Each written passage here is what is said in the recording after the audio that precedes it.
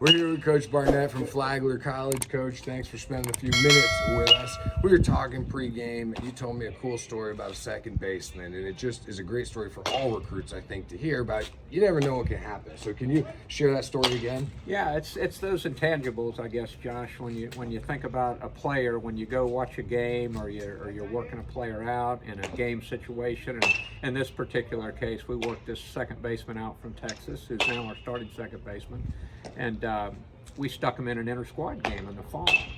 And he made a great catch to his left on a line drive and immediately turned to try to double off the runner at second. And so right away as a coach, I thought, that's pretty instinctive play for a high school kid getting ready to go into his senior year to just have those kind of instincts. And then he showed an aggressive swing at the plate. And, he had to have been nervous, I would think. But, little things like that jump out at you and players. But you want to see players that have a lot of those, how they move around on the field, how they run on and off the field.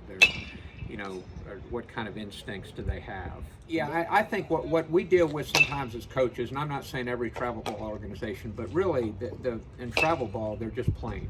They're just playing.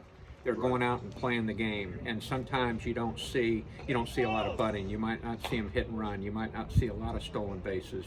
You don't get a chance to try to evaluate those kind of things.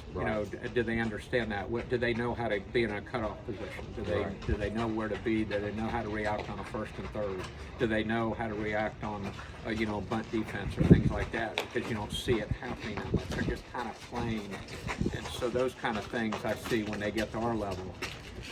I find ourselves teaching. The point was really interesting to me that you were talking about how they're out of their element, right? No matter what, at a showcase, at a camp, at a tournament, with a travel team, that's not the player's true element, right? It's not their team, it's not their guys. So it's not necessarily a bad thing, but there's no way to replicate them in their element, which is what you want to see. Right.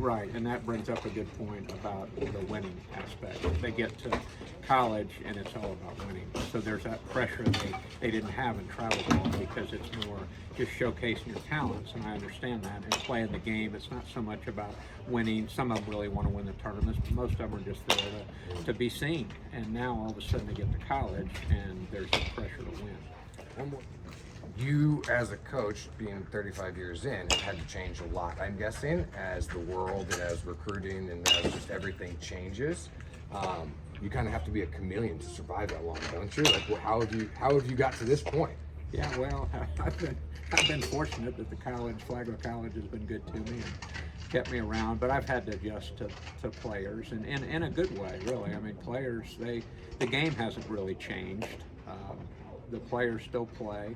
There are different generations of players, so you learn to handle them different. The early generation of players they might react better to certain negative reinforcement, and then where today's players that might not work as well. Right. So as a coach, you have to adjust to the time and what these players and all guys and kids are dealing with now with social media and things like that. So. Well, we hear that all the time. The kids are different these days. You have a different answer on that than what I hear from most people. Yeah, no, they're not. They're no different. They're no different. They're good kids. I think all kids are a product of their upbringing, and most of the kids that we have in our program are, have good foundations with their parents, and they're very respectful. And so, I think if anything's changed a little bit, kids seem to be more. They seem to be more compassionate, and they seem to be more well-mannered and more well-rounded. Keep up the good work, Coach. Thanks for your time. Okay.